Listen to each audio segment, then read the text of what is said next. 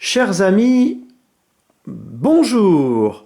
Voici la vidéo numéro 13 au cours de laquelle nous allons répondre à la question « Savez-vous ce qu'il y a 12 ?»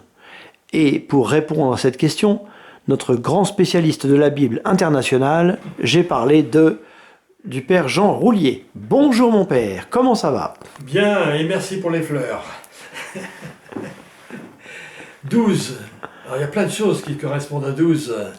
On pense presque naturellement, surtout pour vous les gars qui faites du foot, on passe à 12 membres d'une équipe de foot. Mais comme on dit dans la catéchèse, il y a aussi donc les 12 apôtres qui étaient un petit peu annoncés comme la suite des 11 frères de Joseph, plus Joseph qui fait le 12e homme. Et donc, les 12 apôtres que Jésus a choisis. Parce que Jésus, quand il a commencé sa mission, quand il a commencé à annoncer l'amour de Dieu son Père, bien, il ne voulait pas être tout seul. Et puis, déjà, il pensait à l'avenir, qui est d'autres hommes, d'autres apôtres. Alors, les apôtres, c'est quoi? Les apôtres, c'est des hommes comme vous et moi, que Jésus a choisi, qui n'étaient ni meilleurs ni pires que les autres, et il les a choisis pour annoncer la bonne nouvelle de Jésus. Ils sont des envoyés. Non seulement ils ont écouté ce que Jésus leur a dit, les conseils qu'il leur donnait pour vivre en amitié avec lui et avec Dieu son Père, mais il les a envoyés, comme on dit, en mission. Il les a chargés de la responsabilité d'annoncer à tous les hommes la bonne nouvelle d'un Dieu qui nous aime. Alors, je vous ai entendu, Père Jean, dire à 2 reprises le mot « envoyé ». Pourquoi est-ce que vous insistez tellement sur le mot « envoyé » ? Pourquoi c'est important de dire que les apôtres sont envoyés? Eh bien, c'est important pour les apôtres parce que c'était leur mission à eux, comme compagnons de Jésus, parce que la bonne nouvelle de l'amour de Dieu, il ne fallait pas qu'ils la gardent pour eux. Elle était pour annoncer, surtout quand Jésus est passé par la mort et la résurrection, c'était la bonne nouvelle à annoncer que Jésus était, je dirais, plus fort que la mort, plus fort que le mal, dans la vie nouvelle qu'il donnait dans sa résurrection. Et puis, ce que on voulait faire aussi découvrir, c'est qu'envoyer, ben nous aussi, comme des baptisés, on est envoyés vers les autres, pas forcément pour faire de grands discours, mais pour vivre tout simplement notre foi de baptisé, pour aimer à la manière de Jésus tous ceux et celles qu'on rencontre. C'est de cette manière-là qu'on remplit notre mission de disciples de Jésus. Alors, on sait que les apôtres, ils avaient un rôle très important, c'était quand même les collaborateurs les plus proches de Jésus. Est-ce qu'aujourd'hui, par hasard, il y a des collaborateurs très proches de Jésus qu'on peut appeler apôtres? Nous aussi, on est apôtres. Vous pouvez clarifier ça un peu? Eh bien, ça fait plusieurs genres d'apôtres. C'est vrai je reviendrai tout à l'heure sur nous, comment on peut être apôtre, mais il y a certains membres qui sont plus particulièrement choisis et appelés pour être apôtres à la suite du Christ. Je pense assez naturellement à ceux qu'on appelle les évêques. Je ne sais pas si vous en connaissez, je ne sais pas si vous connaissez l'évêque d'Angers par exemple. Ben, vous vous renseignez, et vous pourrez en reparler chez vous en famille. Donc c'est qui sont responsables de cette annonce de la bonne nouvelle d'un Dieu qui les aime à tout le monde, là où ils vivent, dans le département où ils sont, dans la ville où ils habitent, et ça il y en a dans toutes les églises à travers le monde. Et il y en a un parmi eux qui a été retenu, choisi, même élu. Vous connaissez ce qu'on appelle le pape. Pape François, vous l'avez vu souvent à la télé. Vous avez sûrement peut-être même applaudi quelques paroles que vous avez entendues, qui faisaient plaisir à voir.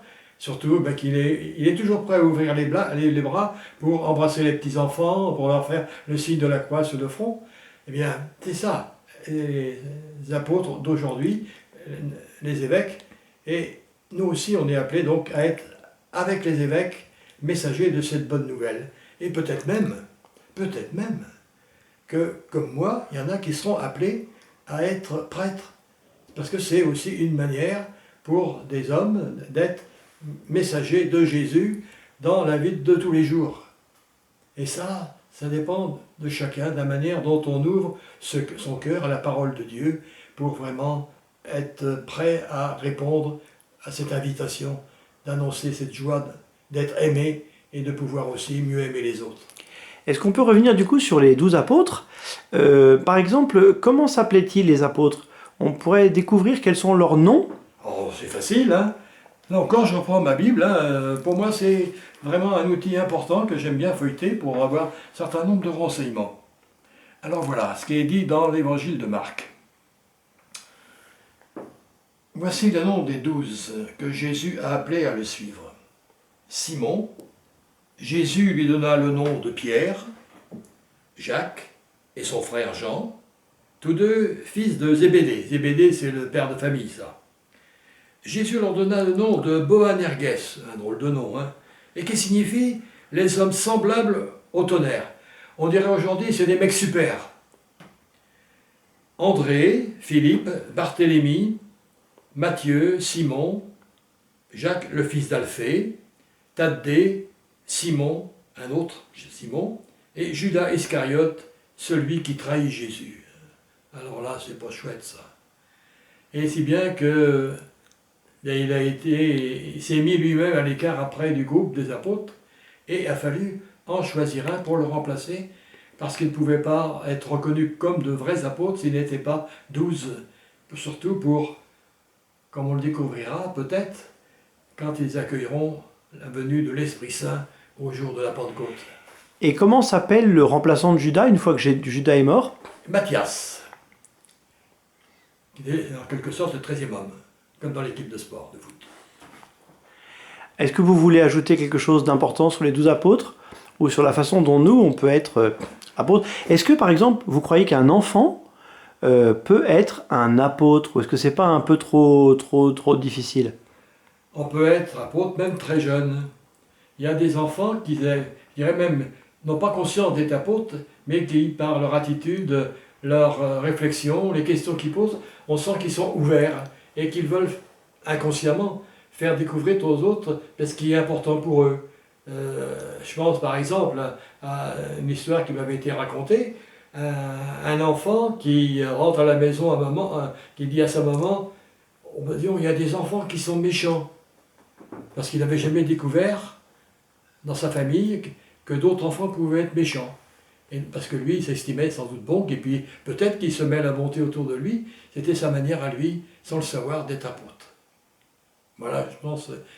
Mais aussi, on peut être apôtre à votre âge, bien tout simplement dans la famille, en s'écoutant les uns les autres, en étant semeur de joie, de paix, que c'est des fois important, surtout quand on est un peu confiné, se supporter, ne pas se chamailler, mais au contraire, mettre la paix, puis faire des beaux sourires, raconter des histoires drôles, et puis ben, peut-être prier ensemble, le soir avant de se coucher.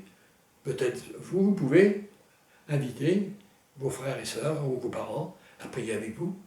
C'est aussi une manière d'être apôtre. C'est comme ça qu'on peut être apôtre très jeune. Super, merci beaucoup. Merci bien.